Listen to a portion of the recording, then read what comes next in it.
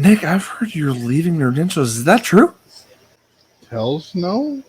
Dude, someone in our organization is spreading bullshit rumors about you, sir. Who do you think it is? Don't know. Don't care. I ain't going nowhere. You can't get rid of me that easy. Complete fabrication, but as always, thank you. I appreciate your dedication, sir. We'll send out emails to those bastards right after this.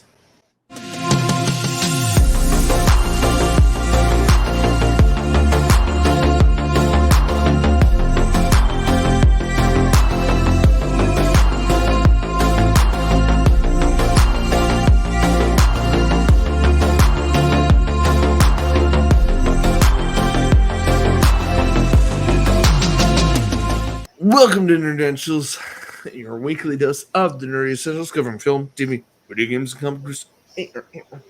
I'm your host, Joe Tweeton, and joining me on podcast episode 112. What? 112. For my future editing self, I need to throw that in there. Guys, I'm your host, Joe Tweeton. I know that's not who I'm recording with. I'm recording with the Nick Thomas. Welcome, Nick. Thank you for having me. I know. I know. I thought I'd mess with you to make you think I froze or something, but no. Glad to be here.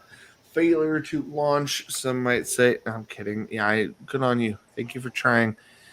I understand. I want to promise you this. It gets deep. It gets dark. Well, mostly deep and kind of dark. Mostly emotional and deep. And if you guys want to cry along with us, I hope you've watched what we're covering. We'll do spoiler free for the moment. I wasn't crying, you were. Nick, don't start. I'm trying to warn our listeners that before they get into this, enjoy the spoiler free aspects of it. We'll give you a warning. It will get deep and emotional. I'm sorry. We're trying not to, but it will. Guys, welcome to TV Talk. It's podcast episode 112. Thank you for joining us, and let's get to it. We've been looking at the time. We are streaming things, and it's just the two of us, and we're trying to give you guys as much info as we can about these topics. So, Army of the Dead, we wrapped that up. We are going to cover some more films next week, guaranteed. Absolutely, me and Nick for sure coming back. Hopefully a couple more hosts. But that being said, guys, we're going to jump into and throw in a little bit of TV talk this week. Let's do that.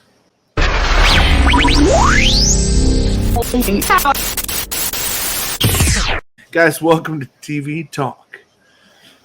It pleases me to no end that there's so much. I want to throw this out there just as a general talking point, and we can go right into the review after this, Nick. I want to make it short and sweet, but I figure it's a point that needs to be made. There is so much freaking crap. And I don't mean crap in a negative way. I mean there's just so much content.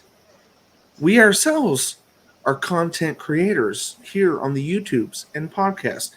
We are making content by talking about the content that we love. And there's so much of that content. Creatives, writers, directors, actors, actresses, voice actors, producers, lighting specialists, VFX artists, there's 3D artists, programmers. There's so much creativity in the world right now and so many platforms to dive into or shoot for that it becomes mind-boggling. And Lord willing, we as nerdy pop culture coverage people may eventually dedicate a permanent channel to just the TV and streaming services that are out there, because movies are always constant. But what's more constant, and not only constant, but flooded, and not flooded in a bad way, we talk about saturated content and we say, man, there's too much of this, or man, it's starting to get, there's less.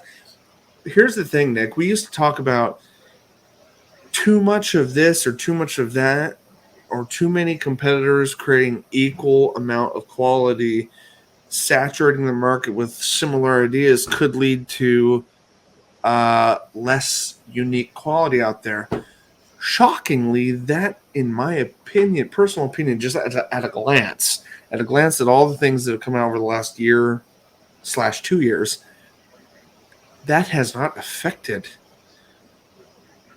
this at all. And in fact, we talk about competitive edge when it comes to content creation, like, and more so than ever, we talk about that in gaming, where we're like, no, we want console exclusive. We kind of want console exclusivity with properties, because that generates drive to make this better. That makes the company's drive to make things better, right? Nicholas? Yes, I agree. You know what I'm saying? Sony and Xbox try to have exclusives, and then by having those exclusives, they try to make them the best possible experience, so that you have to go to them to see the best version of that content. And the game is no different when it comes to TV streaming this era. These last 2 years, the big six that used to be the big six in broadcasting has now gone down to, I think, the big five. And amongst those big five, there's still these huge companies that are vying for every IP that they own, and they're seeking out writers, directors, and producers to produce the best crap they can for their service. And dude, us here in the middle, we're just left with holy which do I watch? What do I pay for? What service do I go to? There's so much crap.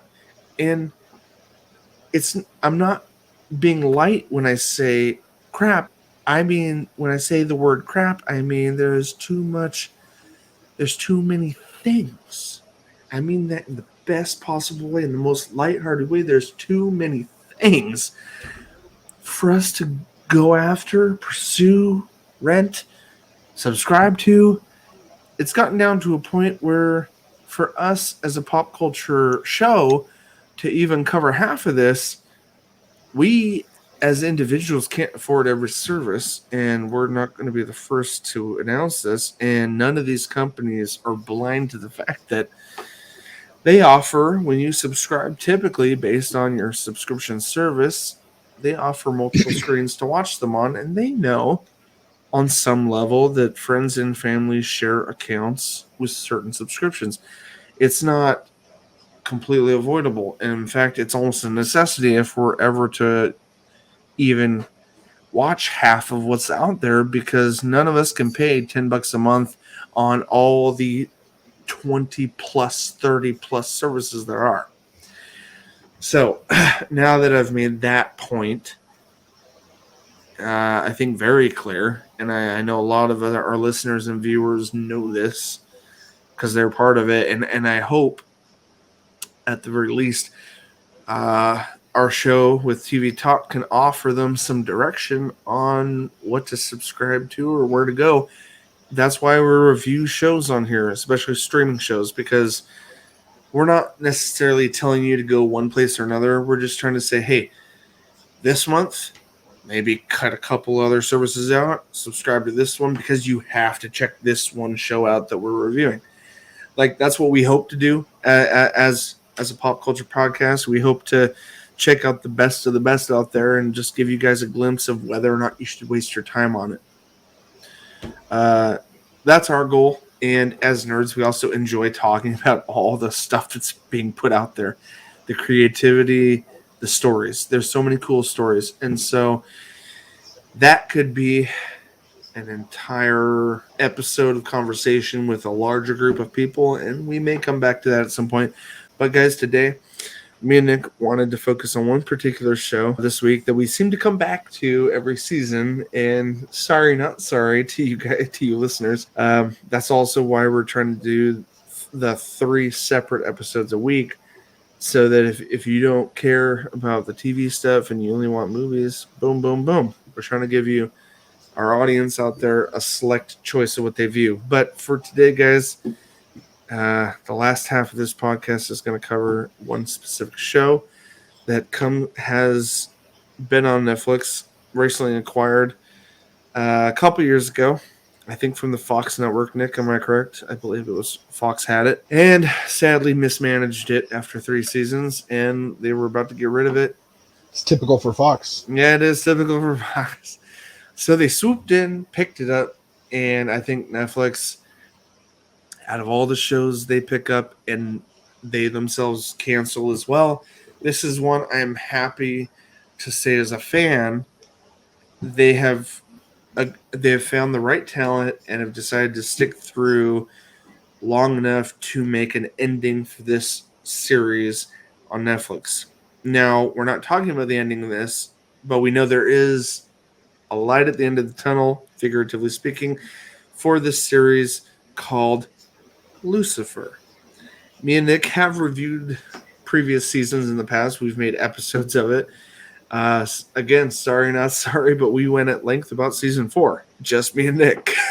Because not shaming anyone else in the group, but this has just been a show that me and Nick have personally gotten really attached to. And every time they come out with more episodes, we're the only ones and first ones to jump to it out of our crew. And I love that.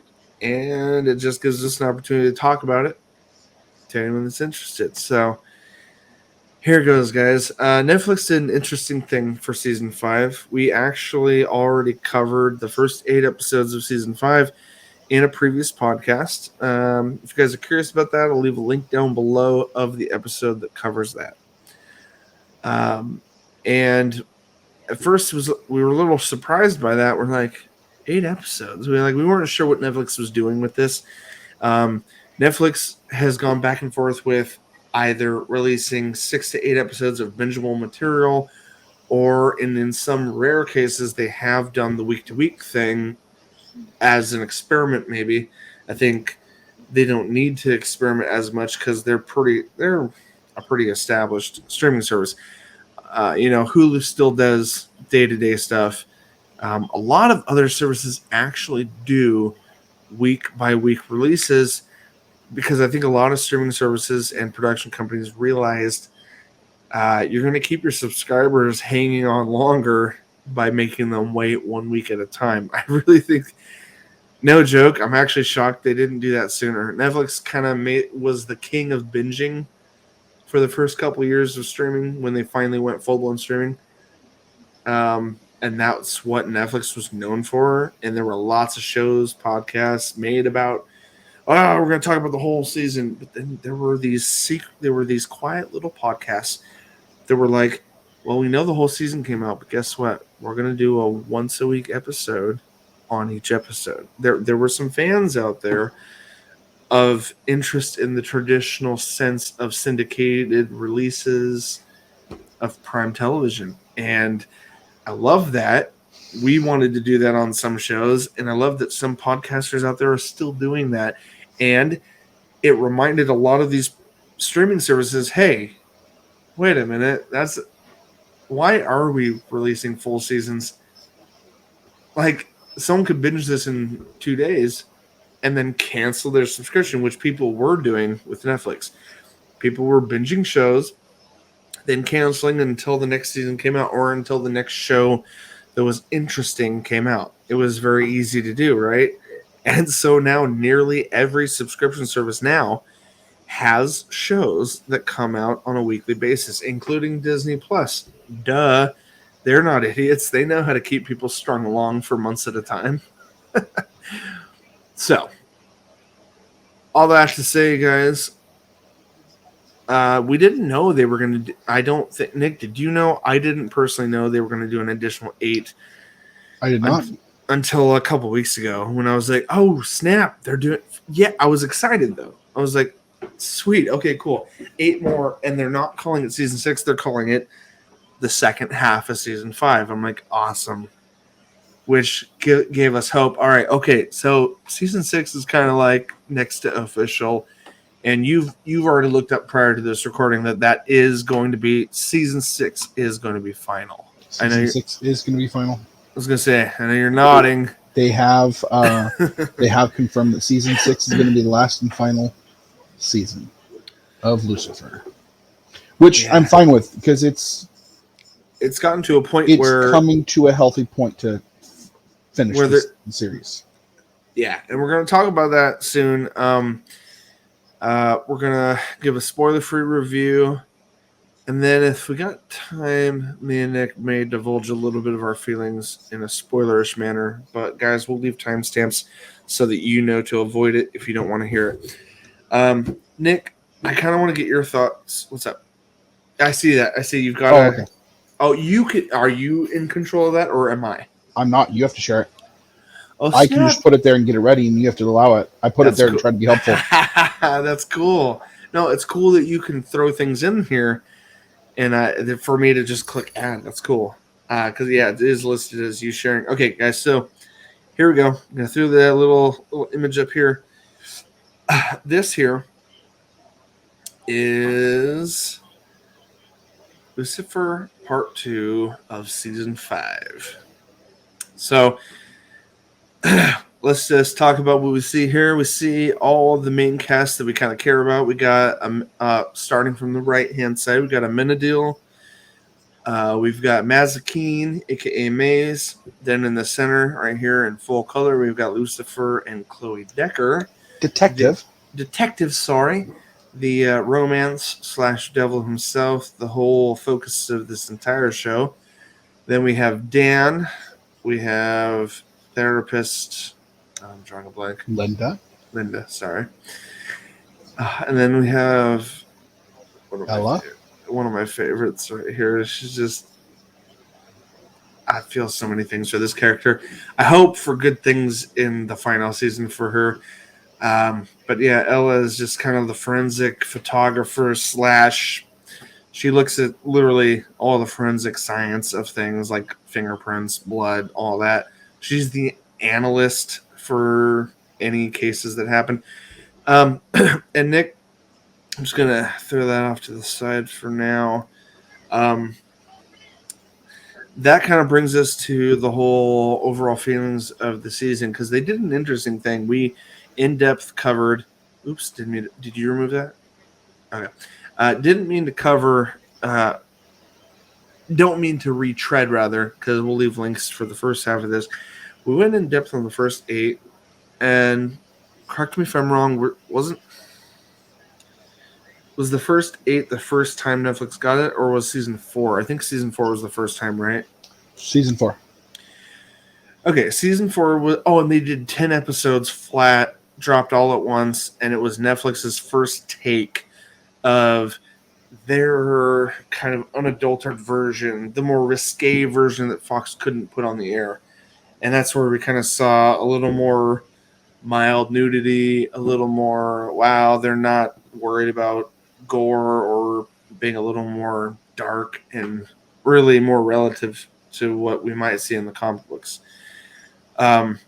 So we reviewed that and we were like, man, where is this going to go? And then we talked about the first half of season 5 and just the epic turn that went in. And before we talk about that, dude, I want to throw we should probably talk about, just keep it real vague, how we felt about the season overall, give a rating, and then throw in the spoiler rating, because I feel like I can't say a lot more without spoiling things. Agree, yeah, disagree? I agree. So here's my feelings about how they handled it and where they left us. So we'll do that. Lucifer, part 2 of season 5, the additional 8 episodes, which gave us a nice flourishing 16-episode season, which we were all hoping for. Fans were like demanding more, and Netflix gave in, and we got a 16-episode season right after 10-episode season 4.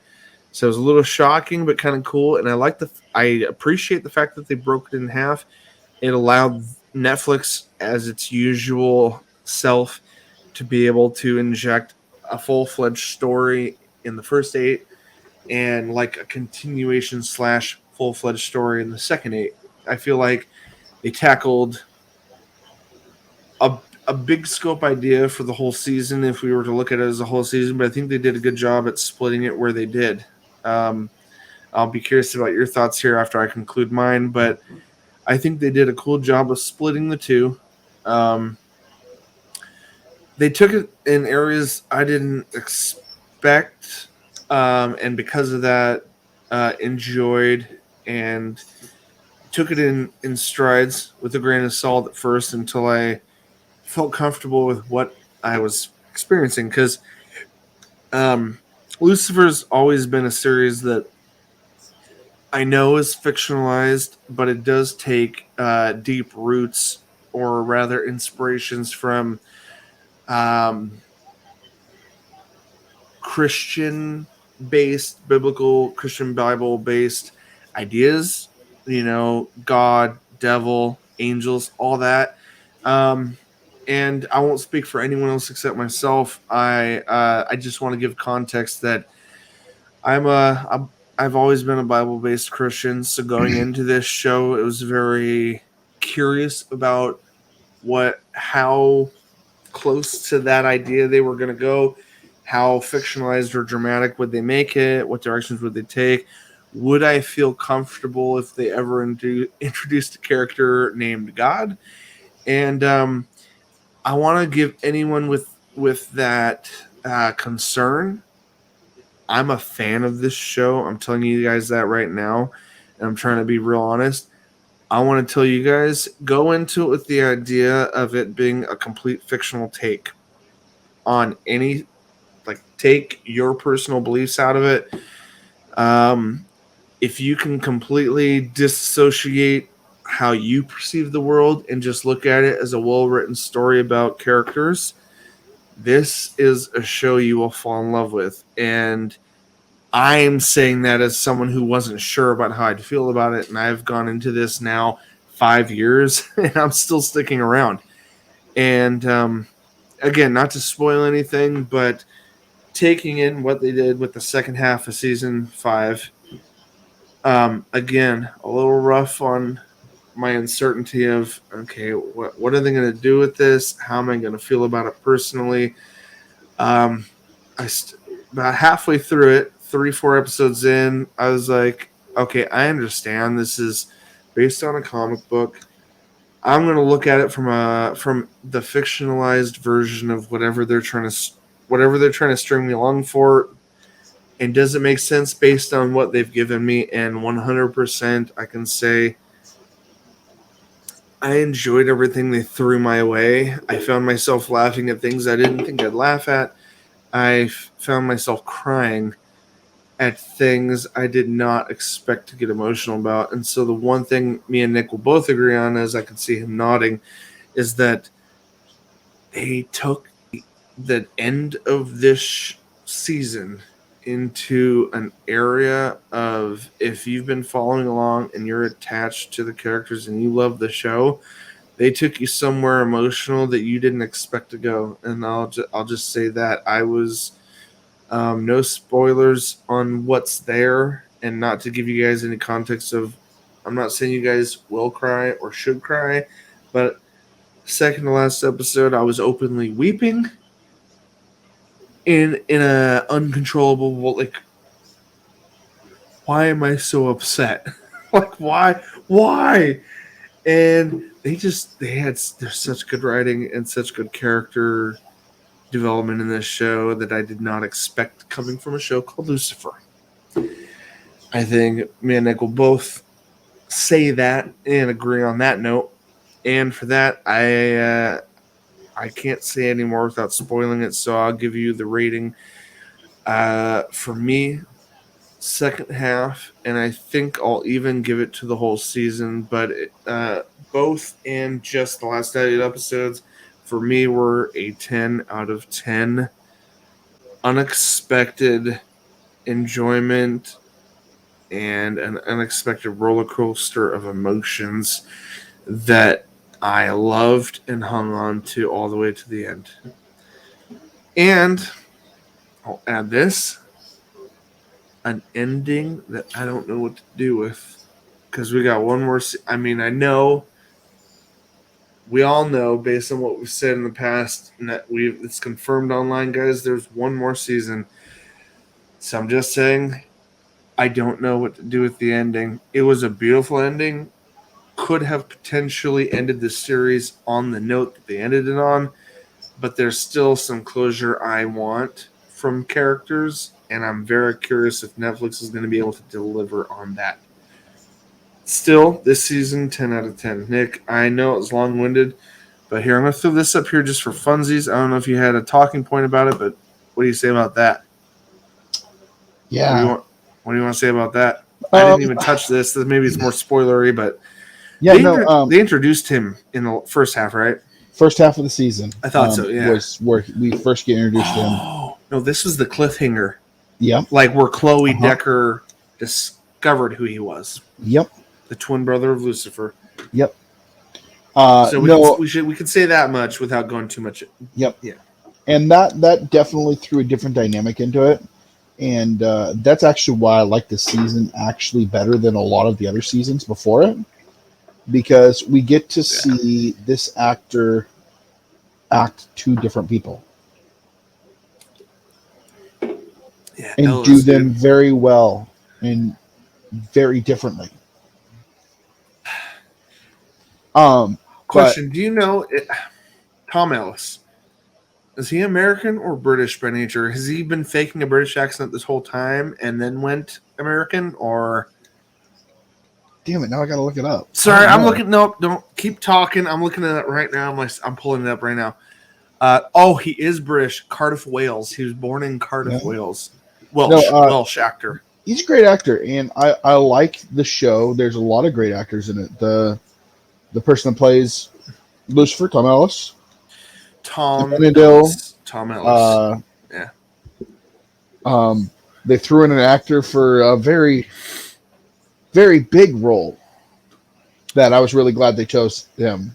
But we're not going to go with who we're talking about here. Yeah, we're not getting into that yet. But yeah, no. This season, they touched into a lot of feels that the series has kind of scratched the surface on before, but this one this season it feels like they pulled out all the stops between the whole lust and sin nature and threw in heart.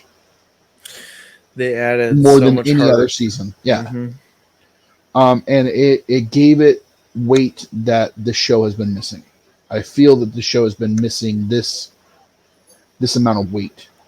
Yeah, it wasn't noticeable until you saw it.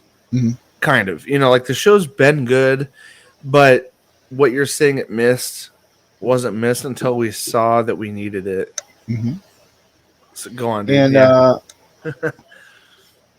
I give it a very high praise. I'm not going to give it a 10 out of 10. I'm going to give it a 9 out of 10. Just because the comic book side of me and where they deviated a little bit. I feel that. Can you give context to that, though? Can you separate yourself just for a minute, sir? Because I feel like our pre-research before recording has led you to this adjusted score. Well, and it's not just pre-research. I've actually read the comics. Okay, I know, but you haven't read, in depth. Correct. I haven't read all of them. Point. Right. Yeah. But all right, I'll give you that. Never mind. Relenting. Go on. No, I'm glad the route they went. I'm glad the route they went. I feel that the season felt too short to me. The reason why I give it a 9 out of 10 is there's certain topics that I feel that got rushed. I want to just interject briefly. Are you reflecting on all 16 or just what you got in this last 8? All 16. Okay. Oh, okay. All right. Fair enough. Good. I feel there were some characters and past feelings with those characters that were brought up to make a point, but they fell flat because we didn't have that past experience. They didn't elaborate on it. Okay. And I can't really go in depth on that without actually Spoiling giving away things. spoilers. Yeah. Let's just say it was more. There were siblings they didn't give us development on. Fair enough. That played a big role in. Fair enough. Series. We're talking Celestial. Uh-huh. Okay. No, I do. Okay. I understand that aspect. Actually, I can see what you're saying. That's why I give it a 9 out of 10, because they made them such a big point, but didn't bother to give us the backstory of why they're such a big point. Well, only thing I can say to anyone that agrees with you, sir, is here's to the final season. Yeah. There's a lot they could potentially, and spoilers ahead, but there's a lot they could do with your said shortcomings in a final season. If they, depending on which way they decide to go with it. It's very wide open right now based on how the season ended. Awesome. Okay, guys. Nick, I gave it a 10 out of 10. You give it a 9. 9 out of 10. We'll call it, between the two of us, a 9. 9.5. 9.5. Right, and that's high praise. Extreme high praise. It is you need to check it out. You got images here, and I'm guessing for spoiler talk. Yes. Perfect. All right. Any other images you feel like throwing in? Collect them as we go into this. But guys, we don't do this often with our podcast, but me and Nick are deeply passionate about this particular show. We're passionate about a lot of shows, but today we got a little extra time. It's just me and Nick. If you want to stick around with us, we're going to jump into spoiler warnings. I'm going to throw up the warning now. Don't worry, timestamps afoot. So, guys, been warned. If you're done for now, all we're going to do is close up shop at the end of this. So, anyone leaving now, thanks for watching. Check out the closing outs or the descriptions below for any of our other content. But if you're going to stick around, guys, here comes our spoiler warning. Warning. Spoiler alert. Warning. Spoiler alert.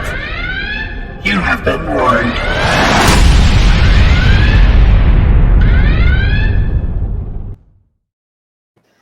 God, I love that mix of Fallout and Star Trek and my stupid voice with modulator. That's literally all the three components. It's just my voice, Star Wars alert, a stupid intro screen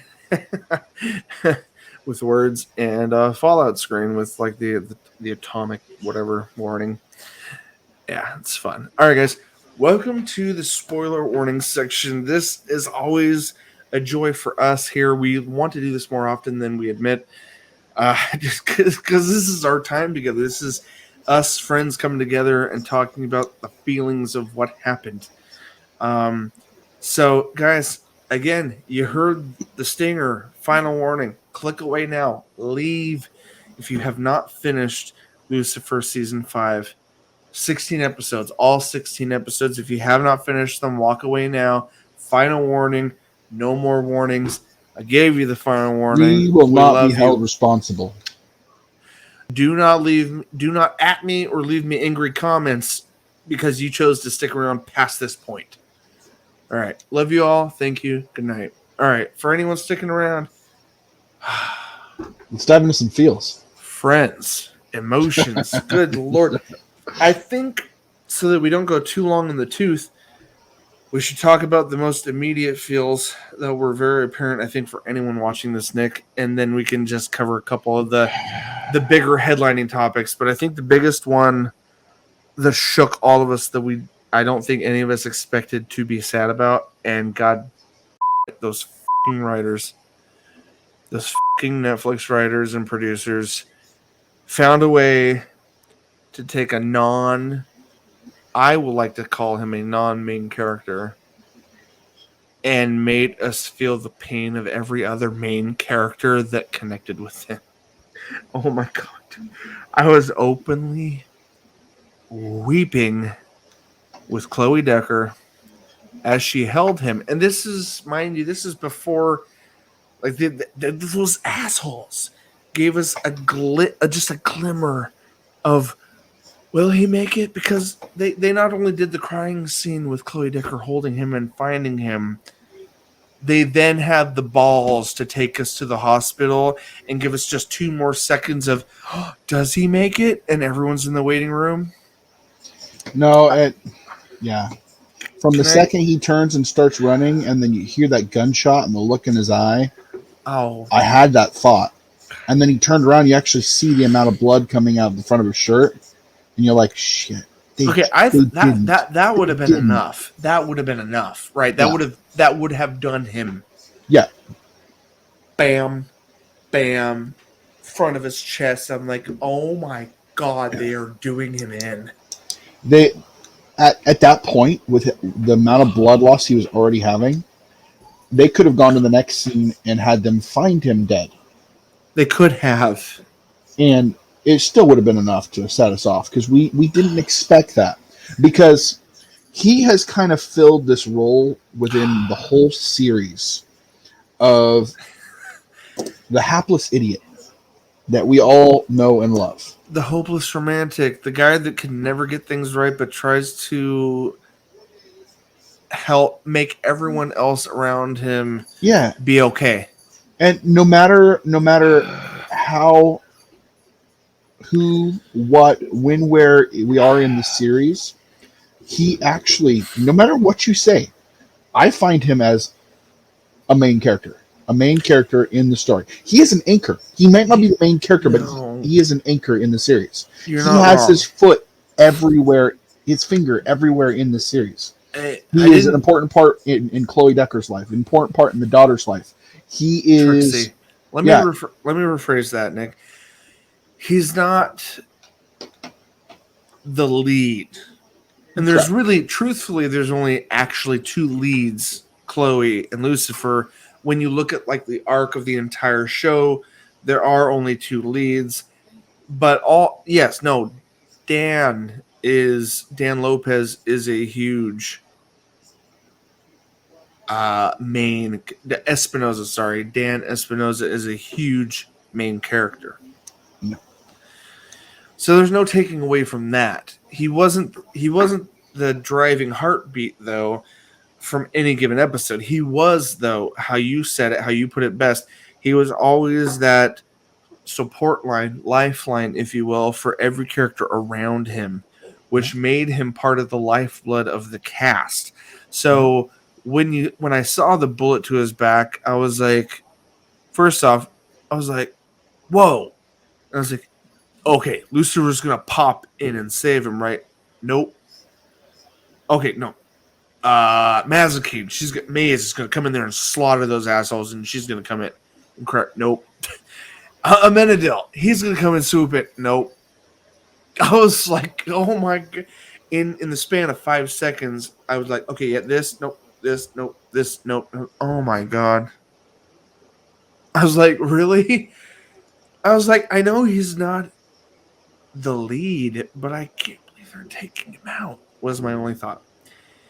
And then looking back at the episode before, him playing stupid stickers of unicorns and bullshit rainbows with his own daughter, Trixie, who he shares with Chloe Decker. And he's just, being a silly dad, doing this thing that he loves doing with his daughter. Oh, and then they have to pepper that in while he's in the arms of Chloe Decker while she's dying. I'm going to miss making f***ing rainbow unicorns with Trixie. I'm like, and then the f***ing flooding tears, dude. I'm like, why are you asshole? We were all waiting for Amenadiel to swoop in and save him. This bullshit right here. like a little baby bird. This No, and bullshit that should have happened. I'm sorry, Dan. I'm so upset. This is another relationship within this. This one actually is the one that hit me the hardest. A deep When one. I didn't realize at first, Nick. I didn't realize how much Amenadiel felt about Dan. Until the second half of that episode. You know, the whole let's call it out. What's it called? You're being buried and people are talking about you. Eulogy. Yeah, no. That Dan whole part. was a pivotal part to Amenadiel's humanity arc. From improv classes, which Dan did on the side, and Amenadiel tried to join him, to Amenadiel constantly trying to become part of the police force. And Dan's like, you're not cut out for it. Even early on in a past season, Dan said the same thing. I just don't think this is for you, man. And he tried doing it again in this season. And then, was it freaking,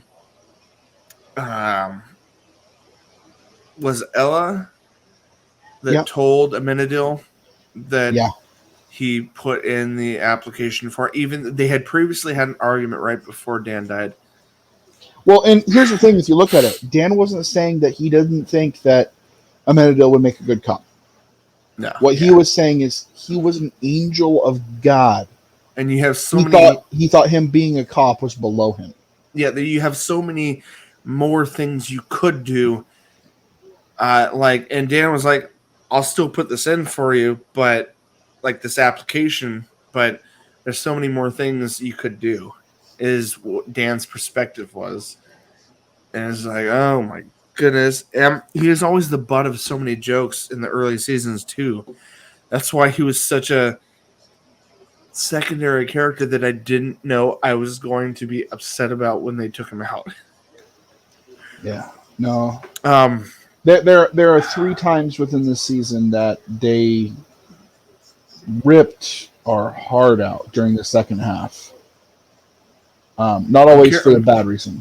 I'm curious what your other two. So let's call this number 1, because if we're going to do spoilers, we should keep it a little more concise. Yeah. Nick, can you tell me what you feel was like the second thing that ripped you apart? I'm kind of doing Google searches too, looking for images. The second part, I have the image. I'm just trying to get it up. Let me know. I'll throw it up as soon as you post it. Oh, okay. All right. Yep. Okay. Let's talk about this. Boom. Let's talk about this. This character that we didn't expect. It with who the character is. If you've already watched it, you know who this is. This is the actor that I was glad they chose as God. This here, first off in the show, is God, which they have always talked about, the big man upstairs. My father, Lucifer always refers to him as. We have, for 6 whole episodes out of the 8, he played God. This is Dennis. He is Bert. Yeah. He's more commonly known for his unique voice with insurance commercials, specifically Allstate commercials. He's got that really unique voice. I'll play a clip in the edit here because we have to play a clip. If you guys have not seen him in this show, he is. You're gonna die when you're gonna die when you hear his voice, just casually portrayed as God. It's like, oh man, yeah. If he took human form and had a shocking voice that the moment he spoke, it made you turn and go, "What? Who's talking?" This was the guy to cast. Like, oh my goodness. He has such a unique, firm voice, dude. So give me your thoughts on him before we get. What was your emotional shocker with him? I can. Think where both him and Tom Ellis, you can actually see them visibly break down in the episode when he says, "I can finally say this now that I'm stepping away. I love you and I'm proud of what you've done." Man, this was I was like a sack of potatoes right in the chest. This was a shocking. I had to pull myself back and look at the storytelling of the show, and look at just because, religious background. Would God really look at Lucifer and say that he's proud of him? But then when you see, if you think about God and how he gives us the chance to fix our lives, he's all loving, all forgiving, all this kind of stuff. There's that perspective of the idea of God. And then you look at how they portrayed Lucifer and how they humanized him on Earth, and then how you have this legit, he's down here on Earth in human form, interacting with all his angels, because Lucifer was a fallen angel from heaven in the fiction and in the biblical theology of all of that idea.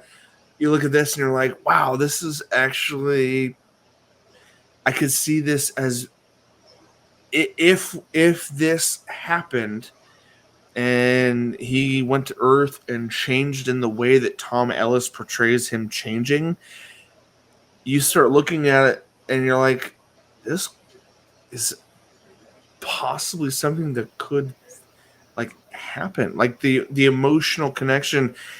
You look at the fiction of it, even, like the Greek gods, you look at Zeus and Hercules and stuff like that, and you're like, you kind of put them in that light, and you're like, no, dude, they're portraying just this godlike persona that created everything. He had his angels, they're his children.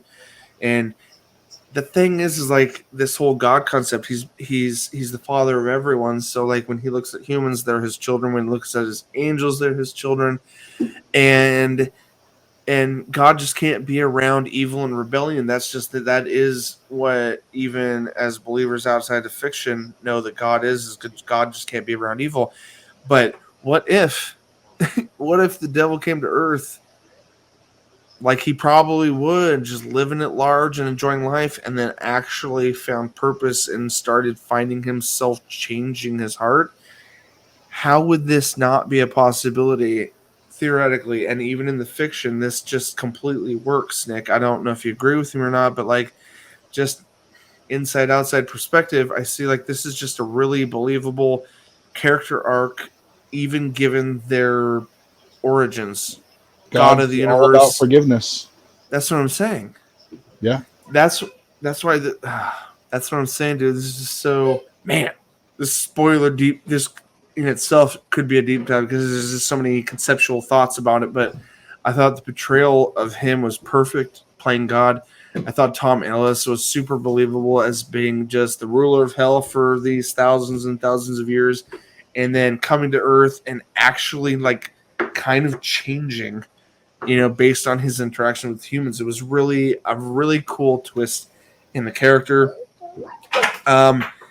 And so emotional, as you just posted. Like the thing that the second tearjerker for you was the final, like Lucifer being this rebellious asshole this whole time, and then finally finding purpose and meaning through Chloe and his love for her and how humans work, his friendship with Dan, Amenadiel, all of them softening him, Linda, the therapist, all of them softening his soul over time of just being there.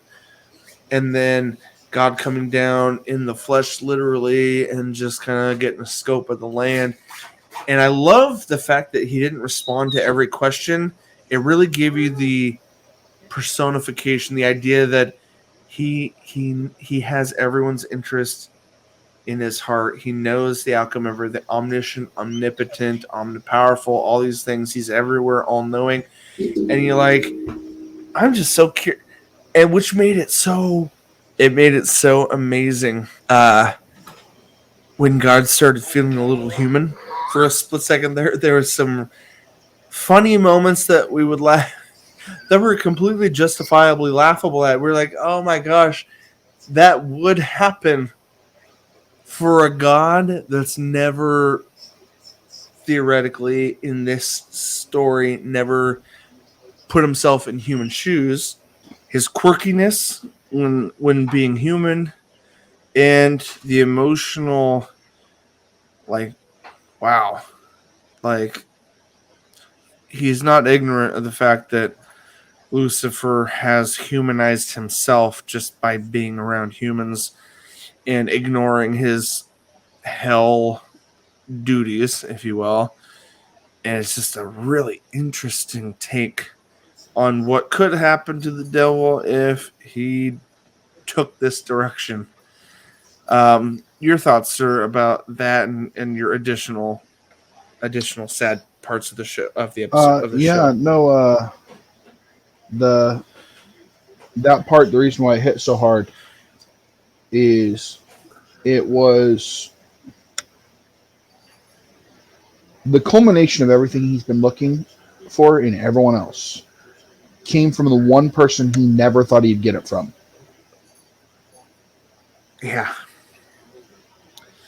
And I think it should be pointed out that the words that were chosen when he said it.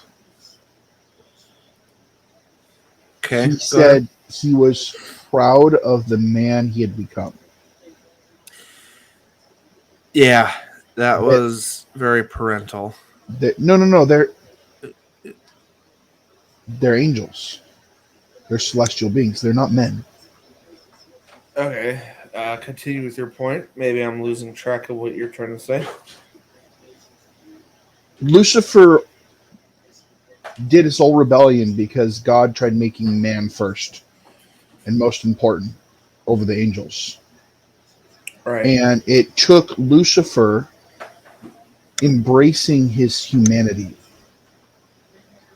to finally be something that his father was proud of. Oh. Okay. And that's why it was powerful for me. Oh. Well, I feel like we're on this. I feel like we still are in the same frame of work with the story as far as why it was meaningful or not. Because he still called his angels children as he did humans. Several times he did that. And he would always say, "Children, why are you arguing?" Especially when confronted between Michael and Lucifer, who were in this story twin angels, born, created with the same face, essentially, which was an interesting point of story creation, plus an interesting way of allowing Tom Ellis to dual act, two different types of characters. I thought that was kind of cool overall. Yeah. Nick, I can think of a couple, and I'm curious.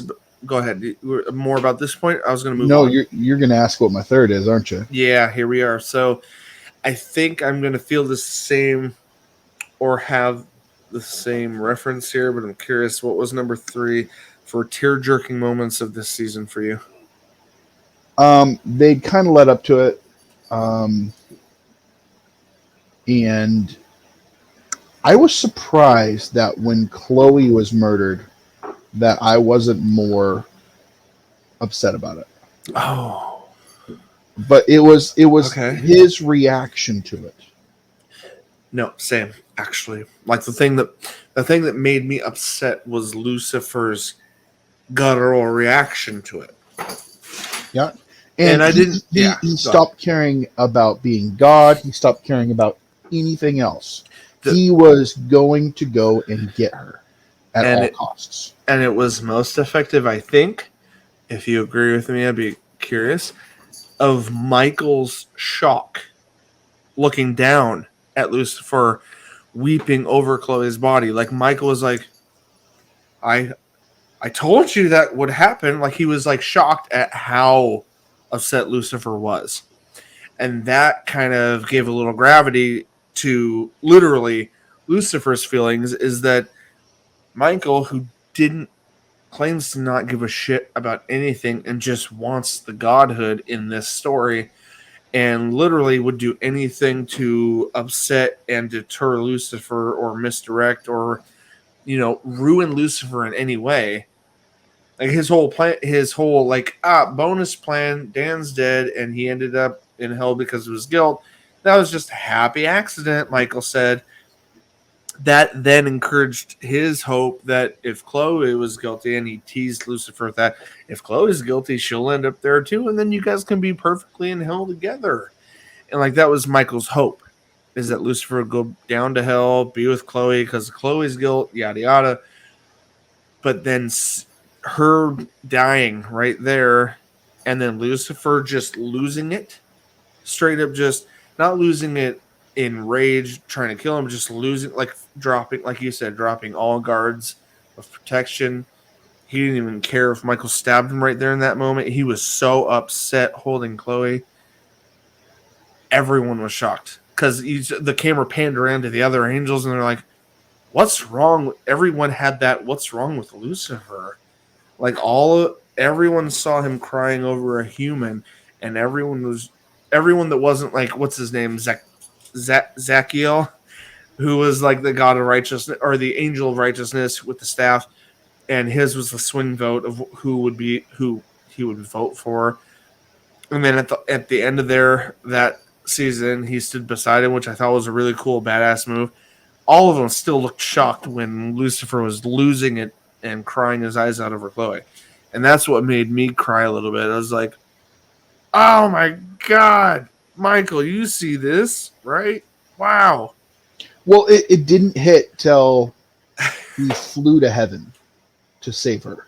Oh, like him saying, you're going to burn once you pass the gates. Good luck. And then everyone saw him just take off and fly into the sky. And we're like, Michael was like, whatever. And I think the secondary moment, it wasn't the same tearjerker, but it was additional waterworks. It was him pulling off the ring of immortality because he's like, oh, that's why I'm not burning up. I have this ring on. And then he's like, this only has enough power. This doesn't have enough power for both of us. And he takes it off and he starts burning up. And then he throws it on her finger and tells her to go back. And then in that split moment, white glowing celestial light starts cracking in his seams outside of the flames. And you're like, what? Yeah, he burnt into nothing. You could see it in the picture. Yeah. Oh, are we talking about this one here? Yeah, this one right here. He starts burning a flame right there, like just lighting up, and this flame starts spewing out of the sides of his skin as he's handing the ring that Mazikeen gave him after she didn't want it anymore, and gave it to him. And he was trying to give it to her to send her back. And that was a badass moment there when she came back and started choke slamming Michael to the ground. Yeah, because she still had the Amenadiel's necklace. Well, no, she had the ring. She woke up with the ring on her hand. And she looked down in her hand after she hit him the first time. Oh, no, she had the necklace in her hand that gave her the strength. Yeah, the strength part. Yep. Yeah, and I was like, oh, snap. She knows that gave that one dude super strength, and she has it in her hand. Okay, so, I mean, we've essentially talked spoilery about the emotional aspects that happened. Let's conclude with, what was your favorite episode this season? Oh, okay.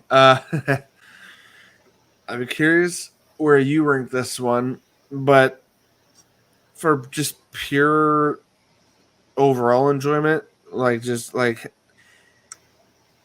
I'm not talking about the spectrum of feelings. I'm just talking about straight up, I loved the episode.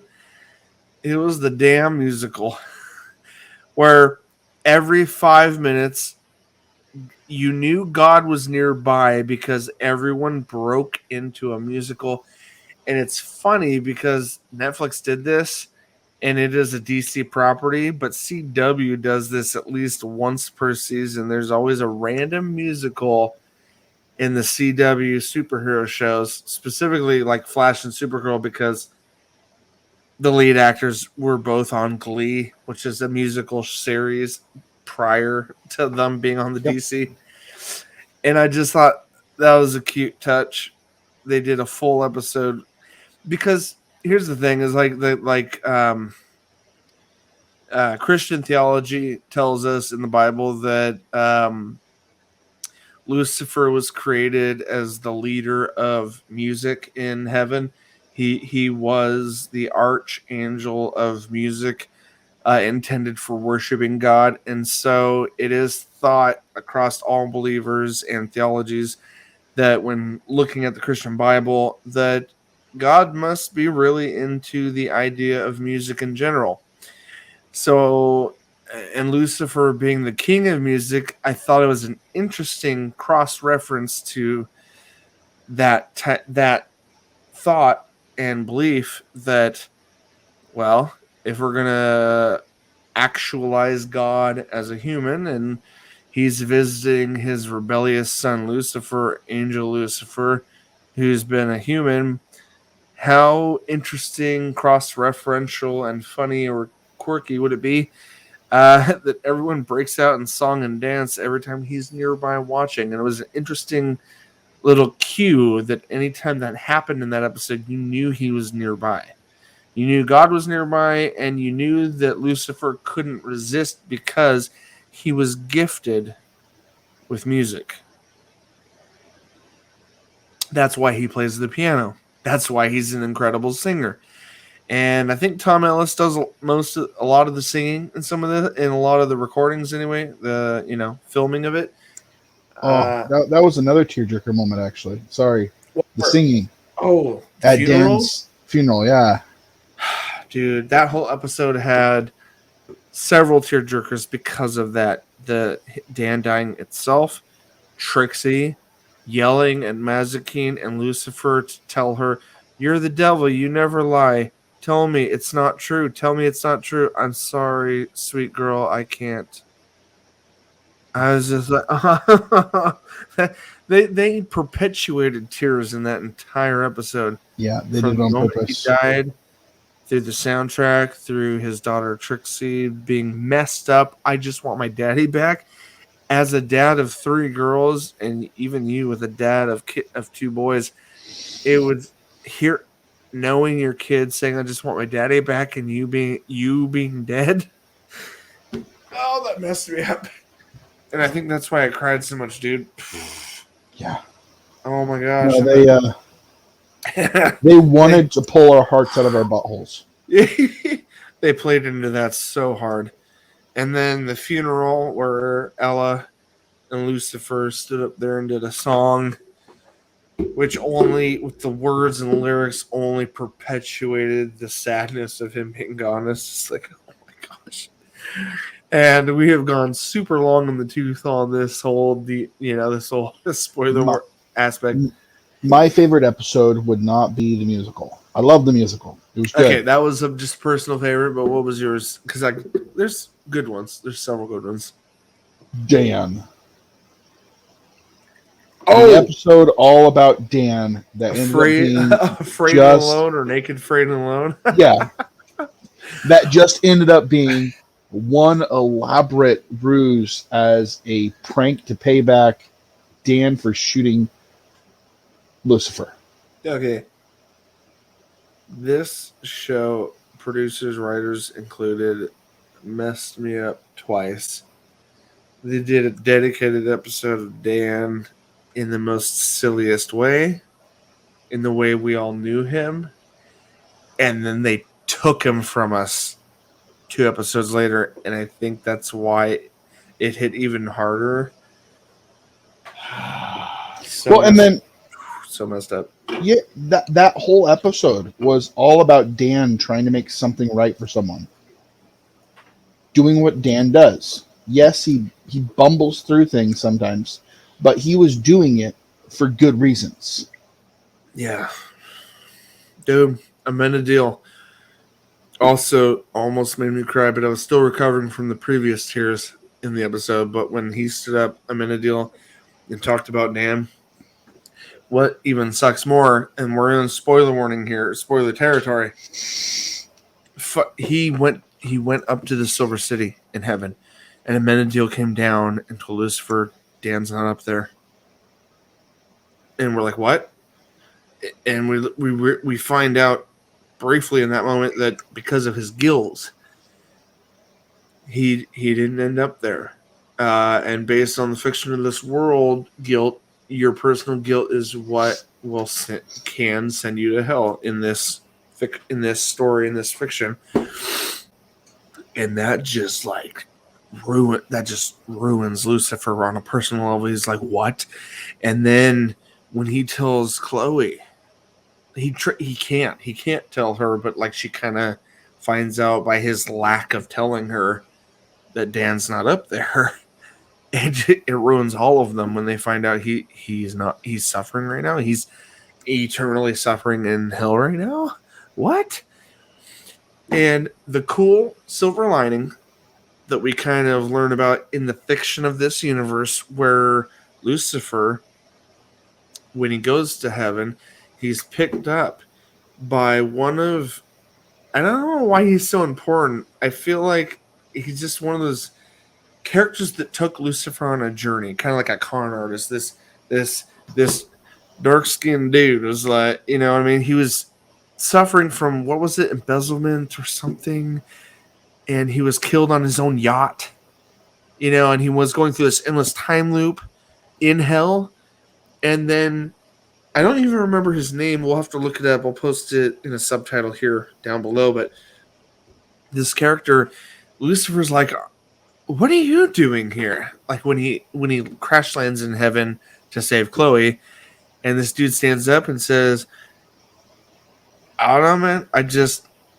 I realized I got over my guilt and blah blah blah, and like for the fiction of this universe, for how they set it up, I guess if someone's able to forget, I don't know. Could be the fact that God and his wife left for another universe. Could be the fact that Lucifer's not guarding the gates of hell anymore. Well, if you remember correctly, he actually, in the previous season, Lucifer actually had to go into his hell loop. Yeah, no, he did. Yeah. And actually gave him some advice to learn to accept what's going on. Oh. And if you don't let your guilt overwhelm you, and you accept your guilt and what you did, and accept that, hey, maybe this wasn't my fault. Maybe this just happened because that guilt can't hold you. And that, I think that's the reason why he left. Right. So Lucifer actually freed him with his words. Right. So we learned in the brief little moment of this, you know, towards the end of this season, that someone who ends up in hell can potentially free themselves from that eternal torment if they are able to deal essentially with their demons, their guilt, yada yada. You know what I mean? And so I think that was conveyed to Chloe in some way. I don't remember, because like she saw him, there was some crossover of conversation. I'll have to rewatch the season, but there was an indication that like Dan is not damned forever. Potentially. You know what I mean? And like for the sake of Lucifer and Chloe and Trixie for that matter, and Amenadiel and everyone else that loves Dan, Ella, Linda, and everyone combined, the only people that know he's down there is Lucifer and Chloe. Well, and Amenadiel, because he went to go look for him to begin with. Right? And so there's that interesting little twist where even though the writers kind of wrote him out, literally, we will probably see him one more time, and hopefully in a better light. You know what I mean? Yeah. If you remember correctly, the Lee Garner, the guy that you're talking about, the guy that made his way out of hell. The Lucifer always called him Mr. Set Out Bitch. Damn. Okay. Yeah. No, I hear you. No. Yeah, I was just trying to make sure. Oh no, you're fine. Yeah, I have a kid roaming about, but I need to stop soon. Before I do that, are there any other endearing points to make that would be spoilerish before we close out, sir? Not just endearing moments, but things we've learned. Learned that people can work their way out of hell. Demons can develop souls and grow them. Mazakine, yeah. That's different. Yeah, that's. Some of the most duplicitous people in this universe are the angels themselves. As seen with Michael and Lady Gabriel doing little deeds for Michael. Michael, Gabriel, Azazel. I'm so sad for Amenadiel. Like, they're all technically brothers and sisters, but Amenadiel and she had a rhyming name. What'd they call her? Remiel. Remiel and Amenadiel. They're rhymey, and they shared similar appearances. She was a female version of Amenadiel, basically, and they were closely tied angels. They were kind of like twin brother-sister angels. And, damn it. At the end, her showing up and dying and giving a clue of where things are happening, it was so sad. I'm really upset about that. And we had, Eve came back. No matter how you feel about it, Maze and Eve for the character arcs in this, it was a really hard journey to see Maze so upset and sad.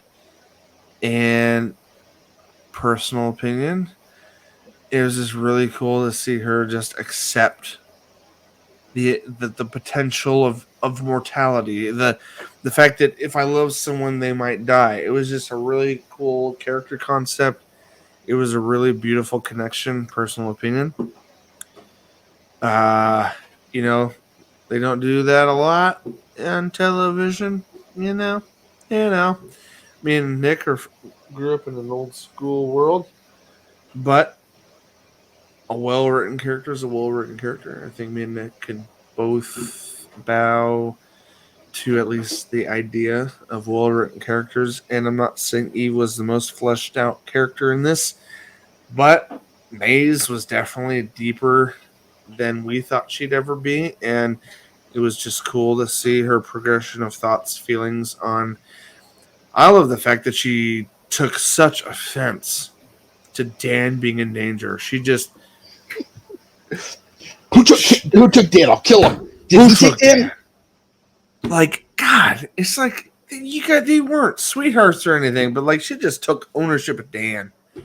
And that's something that I fell in love with about Maze, is just the depth of her character, her longing. She was created by God as nothing but just a demon.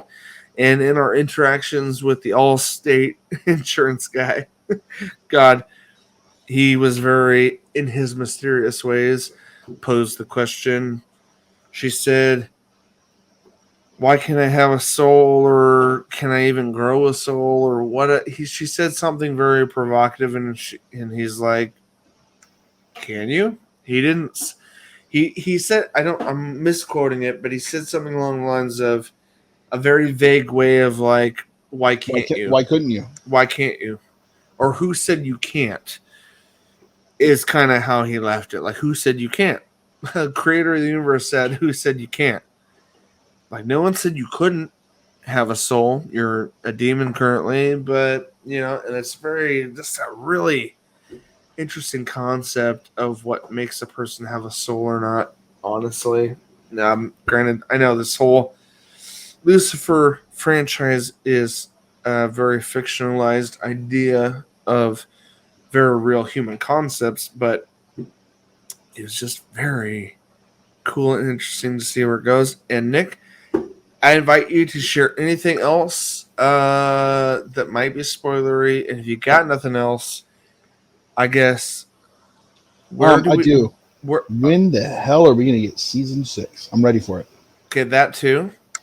So that being nothing more than what I expected it to be, do you have any hopes or predictions for what you want to see or hope to see for season 6? Yes. Here's I our agree. platform. Here's where we say it. End of season 5, we see Lucifer reborn, and everyone realizing Flaming his sword. He has the flaming sword. his Everyone is kneeling to him. sacrifice, his pure sacrifice for no other reason other than love, where he gave up any pretext. Which we know from Christian theology that the God of the universe, that's kind of his keynote. Love. He wants to. No. We know God to be nothing more than wanting love, needing love, creating things out of love. Anything that opposes love can't be a part of him. So this show does not forsake that idea, especially with the fact that Lucifer, the devil, king of hell, has learned to love. Like that's what transformed him. He has learned to love. He showed more than that in his first actions as God. He's like, this was a fight to the death, and he has the sword. Michael versus and instead Lucifer, of smiting his brother, instead of beheading him, he took his wings and he said, just cut his wings. The thing that he has learned out of this whole thing is everyone deserves forgiveness. Everyone deserves a second chance. A chance at life. Forgiveness, a chance at life. Like him. It was like technically crazy. God cut his wings off at the beginning of season 1, like that he had no wings. Full circle. Full holy crap circle. No. That's what's happening here. No, in season 1, God didn't cut off his wings. Lucifer cut off his own and buried him. Holy crap. No, you're right. Yeah. He did not want to be any part of anything celestial. Yep. In his rebellion, he wanted to separate himself from anything heavenly, so he cut his own damn wings off. Yep. No, by the way, the word damn means to commit someone to hell. Yep. No, my predictions for season 6, going from there. Where does this show go, dude? Chloe Decker, Trixie. Honestly, he's quelled the rebellion. This is going to be them. It's going to be a stabilizing point where they got to figure out what's going to happen now that he's now the ruler. He's going to go through some growing pains. There's going to be some funny moments. But the one thing I think that won't be taken away, no matter how much he tried to back away from it, he understood that Chloe has to be a cop. Oh. Because she was wanting to step away and be an assistant. For him. Yeah, just retire and do. Yeah. And he's. Oh. And you can. Yeah, I think that he won't allow that. I think some of the buddy cop thing will happen between Amenadiel and her. I also think this will be he's going to try to use his powers to turn back things that happen. Who? Oh, Lucifer. I would be surprised if they didn't play it on any of that. I don't know if things. Dan dead. That's what I'm saying. With Dan dying, that being such a tragic thing, if he does end up taking, leadership and control, I'm kind of curious because here's the thing, here's the fictional nerd side of me is like, okay, God, I'll state, God didn't announce his successor. He didn't he left, but he didn't physically pass on anything to anyone. But in his mysterious ways, he said, that'll be for you guys to figure out. I just got to say this real quick. Go ahead. I think I'm right, actually, because I've been looking who's signed on for season 6. Oh, shit. What do you mean? Kevin Alejandro signed on for season 6. You know who he is? Dan Espinoza. Yep. For how many episodes, though? Don't know. Oh, it's unknown.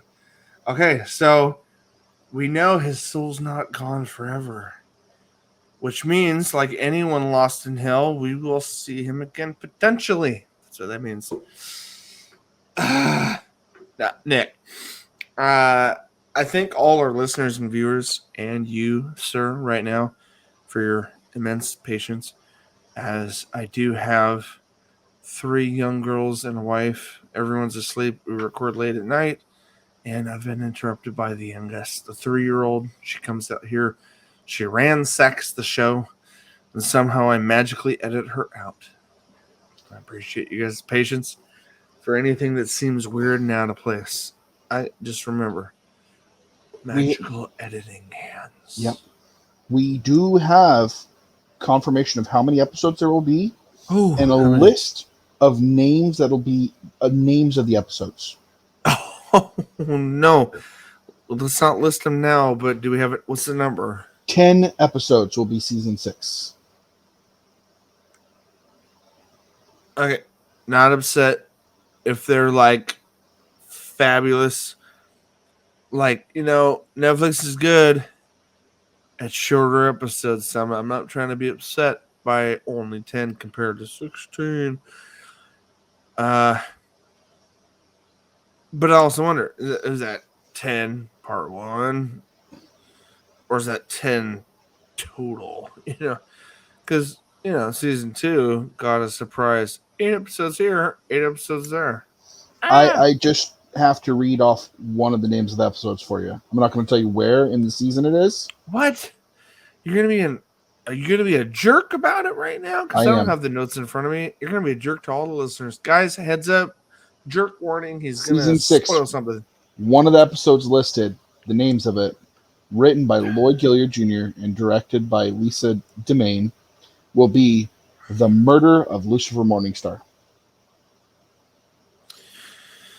Sounds like a dream. Sounds like a dream. Well, honestly, what's the name of the writers? Lloyd Gilliard Jr. and directed by Lisa Demain. Lloyd Gilliard Jr. There we go. 1 episode, 2021. Mm-hmm. Aha! And who else? Lisa Demain. Just gonna click on this asshole. So there's a note here I want to read, so it kind of lets you know what's going to be happening. The murder of Lucifer. I see it right now.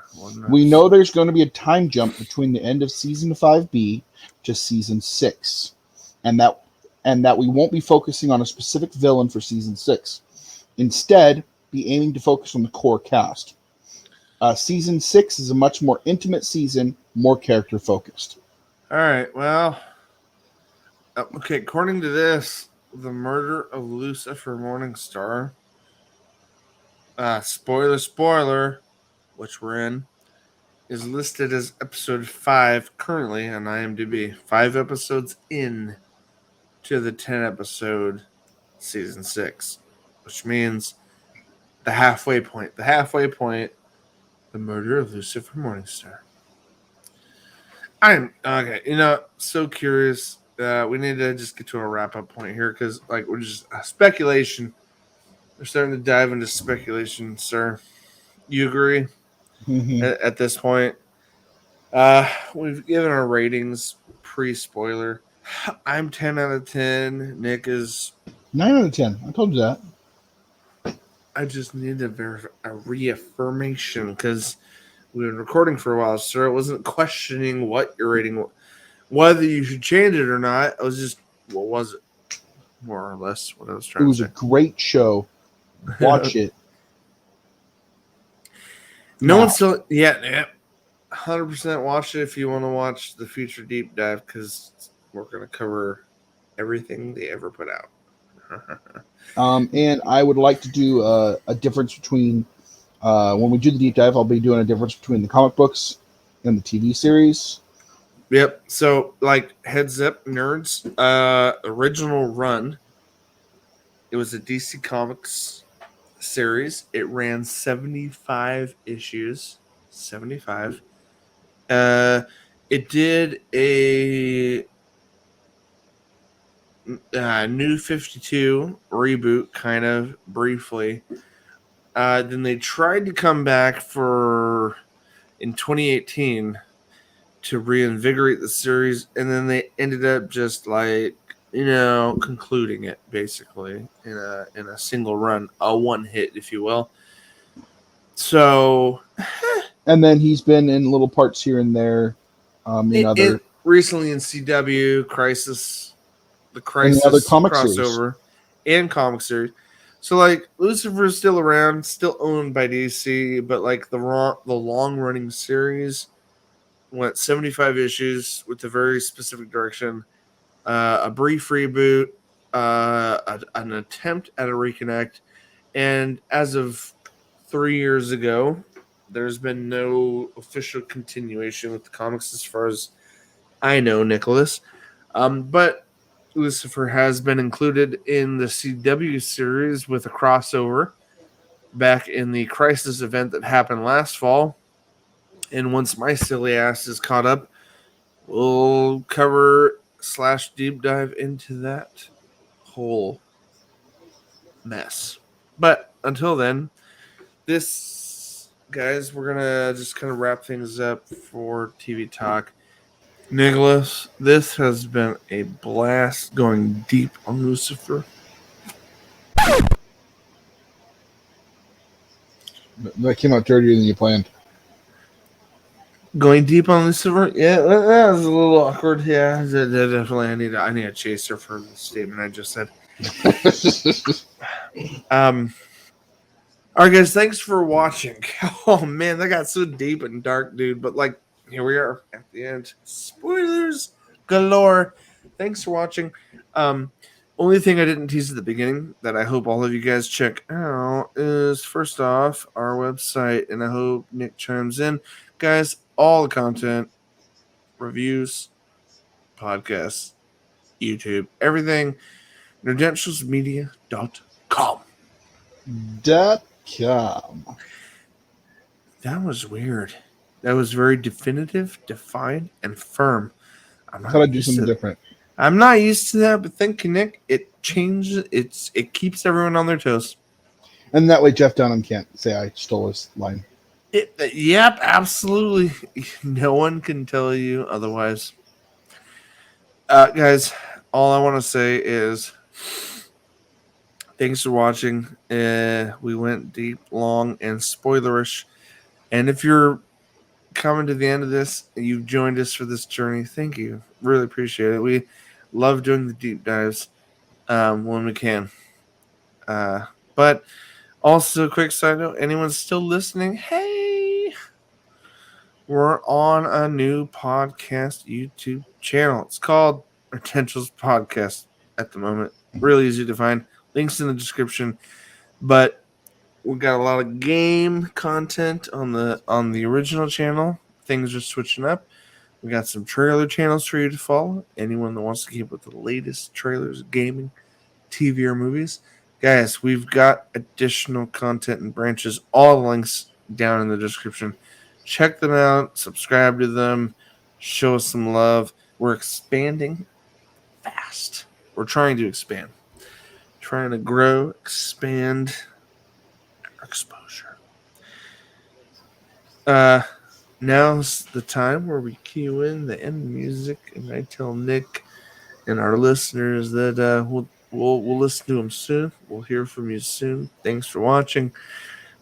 Here it is for myself and Nick. This has been your Nerdy Essentials. And as always, nerds, we'll see you on the other side.